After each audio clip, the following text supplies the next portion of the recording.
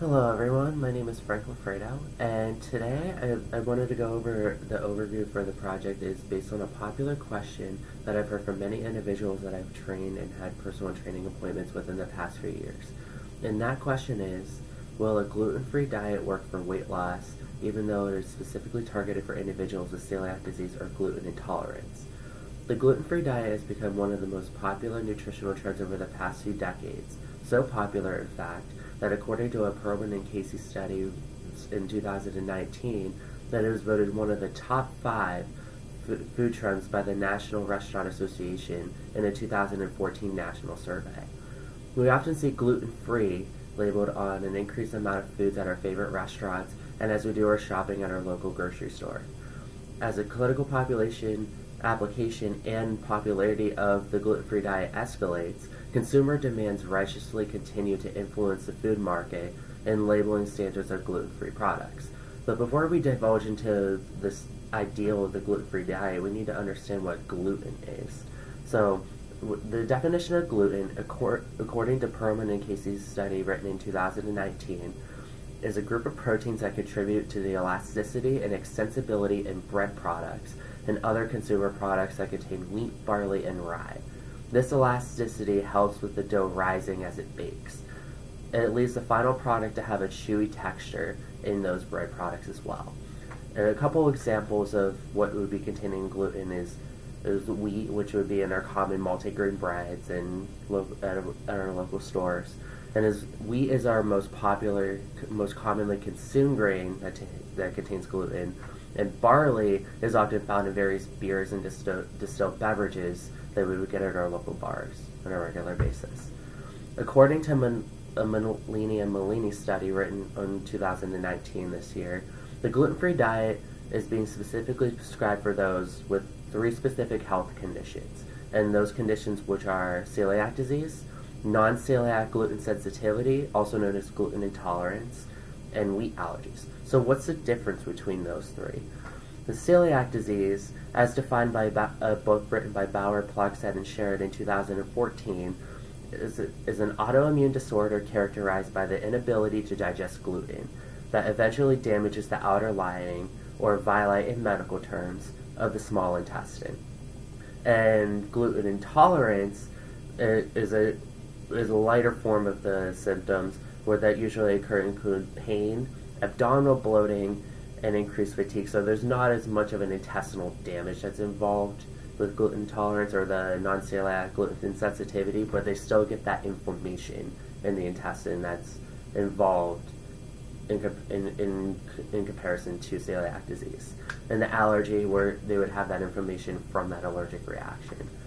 However, non-celiac gluten intolerance is often misunderstood in our common society because even though those are diagnosed with intolerance and have symptoms that are pretty similar in response to the consumption of gluten, it does not necessarily cause that damage that would be with celiac disease. What is usually involved in the gluten-free diet is another very important question that is in comparison to the gluten-free diet and how it contributes to weight loss. The gluten-free diet encompasses food groups that are naturally devoid of gluten, such as fresh fruit, vegetables, seafood, meat, poultry, legumes, nuts, and most dairy products. However, it is important to note that some of these products might contain hidden gluten that might not be observed at first glance or might not be really specified on those labels unless you really have a good dissection of what the ingredients are within those food products. Whole grain foods such as brown rice, white rice, buckwheat, and quinoa are allowed in this program as these grains do not contain the gluten protein, and it has that better digestion within the smaller intestine. Foods that contain wheat, barley, and rye are eliminated from this diet, as these food sources would be the primary reason for intestinal inflammation for individuals who are diagnosed with gluten intolerance or, in a more severe case, celiac disease. So the key point that drives into the gluten-free diet is that the strict diet is entirely necessarily primarily for individuals who are diagnosed with celiac disease or have a diagnosed presence of gluten intolerance or wheat allergies. The idea that the gluten-free diet might be beneficial for weight loss might stem from the fact that those who are on the gluten-free diet are more likely to be within a normal body weight in comparison to individuals who are not on a gluten-free diet. That observation was found within a study written by DiGiacomo et al. In 2013. It is also observed within that same study that it helps in elevating HDL or good cholesterol levels, along with the beneficial effects on body mass index. Both of these statements written by DiGiacomo in the DiGiacomo et al. Study are consistent with the popular belief of gluten-free diet posing great benefits for weight loss. On the contrary, however, that study also noted that there was only an estimated prevalence of 0.55% of non-gluten intolerance, which is roughly half of the national prevalence of celiac disease. Therefore, the study suggests that this prevalence could be definitely highly overestimated, or there's more. They overreact to it a little bit more than it really is. One other thing to consider is the fact that just because something is gluten-free or has that label that's plastered that it's gluten-free does not necessarily mean that it's the healthiest food choice.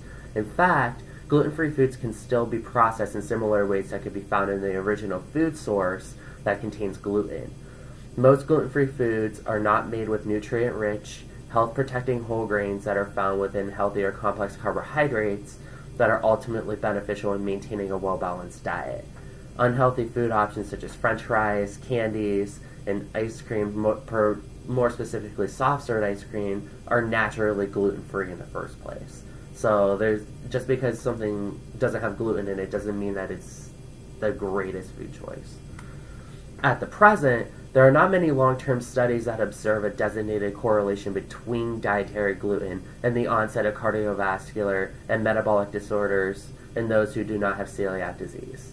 With that in mind, I believe that more studies should be conducted to observe possible benefits or detriments of the gluten-free diet in regards to general weight loss, because there's not really major studies that have significant correlations between the two at this time. Gluten has been labeled as one of the big bads in our common knowledge through food labels and multiple avenues within social media. However, what is not addressed by those sources is that the exclusion of foods that contain gluten is not always the best food choice, and can often be misleading when compared to gluten-free diet to other more efficient nutritional programs that are more well-balanced in their macronutrients. With that being said, in the contrary to the popular belief in the past few decades excluding gluten from a lot of our dietary references, a gluten-free diet should only be considered for those with an observed diagnosis of either celiac disease or gluten intolerance. And if you're specifically going for targeted weight loss, that you would focus more on maintaining a balance of macronutrients between your fats, between your carbohydrates, and your protein sources, with the inclusion of some gluten products, as long as it's not an overabundance of gluten. Thank you, and I hope you have a wonderful day.